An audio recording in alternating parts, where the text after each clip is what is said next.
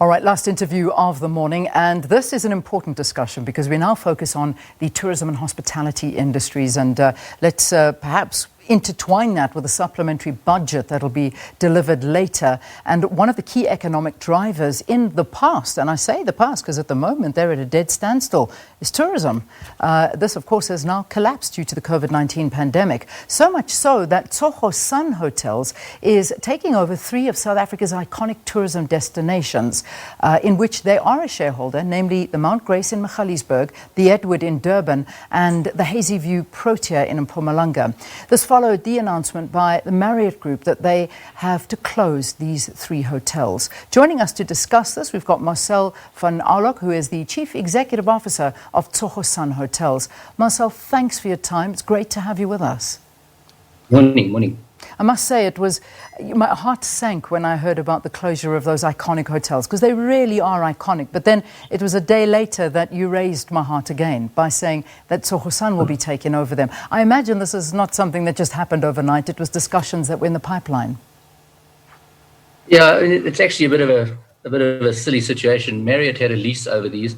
We owned the hotels as part of our property fund, and they cancelled the lease, which they're entitled to do.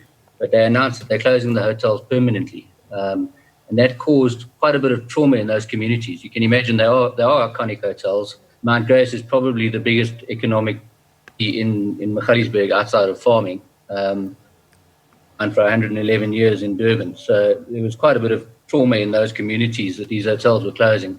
So we had to move quite quickly, so they're not closing permanently. Without a doubt, the hospitality industry is in trouble. I mean, we've got 70% of our portfolio is closed, and it'll be a while before these hotels open again, but they're not closing permanently. I mean, these hotels have a future, and when we're through this trauma, they are hotels that I think can operate very well in future years.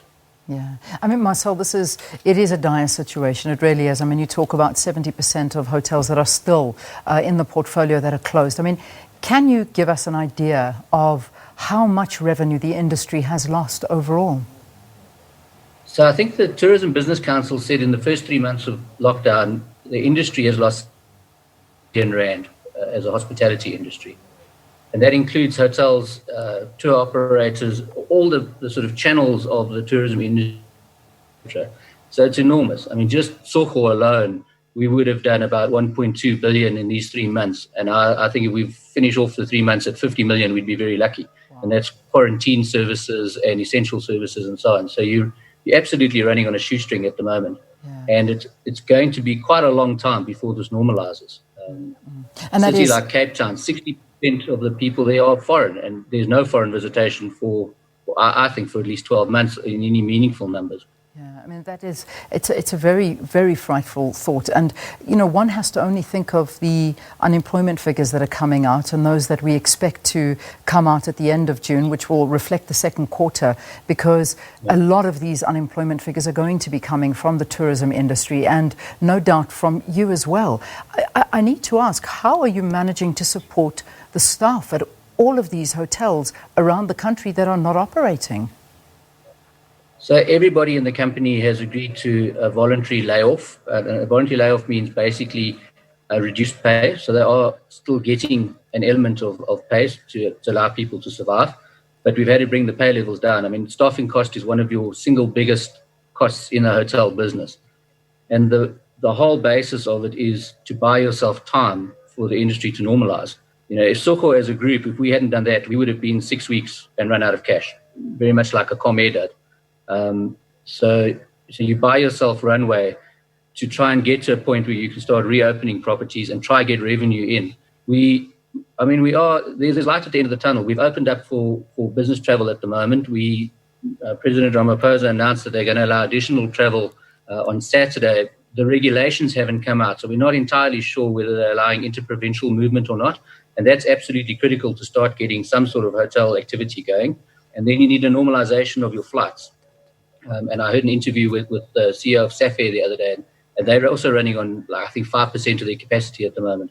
So you need domestic travel, you need flights, and international travel, you need the borders to open. But until then, there's a lot of pain in the industry, and everybody's taking it, from the staff to the suppliers to landlords to it's just. I mean, you've never seen an industry that had to switch off lock, stock, and barrel in the space of 3 days. Yeah. And it's a huge concern because, as you mentioned, it doesn't look like it's coming to an end anytime soon. I mean, we're talking about vaccine trials that are taking place, and the vaccine may only be available at the end of next year.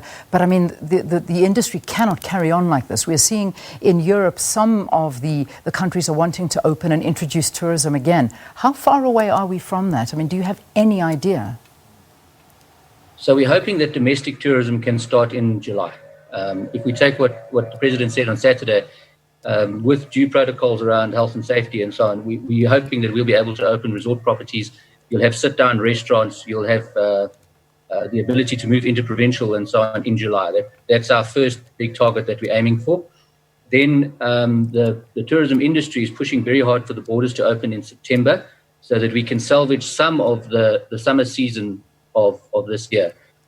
We know it's not going to be anything near normal levels, but there is still demand. I mean, we're obviously in touch with a lot of the international tour operators who are saying if we can get flights by September going, there will still be a reasonable element of foreign tourism coming into the country through the summer season this year. Yeah. But the real recovery will only be the summer season next year. So you're a good 12 to 15 months away from that large international component. And again, it's regional. That, but Durban should do okay in the local tourism market by the end of the year, we're hoping. Yeah. Marcel, I'm just going to wrap up with you very quickly by asking you any expectations today from the finance minister for the tourism industry. Look, they've done quite a bit of work to assist small businesses, but it is small numbers for small businesses. So your large-scale corporates, anything over 300 million, has not received any form of assistance. The areas we're lobbying hard is for them to push onto the local government environment to assist with property rates and so on. But I don't see a lot. I mean, I would not want to be the finance minister. I think Mr. Mbowene's got like the most impossible task ahead. Yeah. He's got zero revenue coming in and an enormous pressure on where the costs go. So for us, the only real hope is to get activity levels going and that we basically save ourselves through getting back to business. Yeah. We leave it there for this morning. We wish you the best of luck. Thanks for talking to us. That, of course, was the Chief Executive Officer of Tsogo Sun Hotels, Marcel van Aulock, who is, of course, in a very difficult position in the tourism industry, which has all but collapsed due to the COVID-19 pandemic.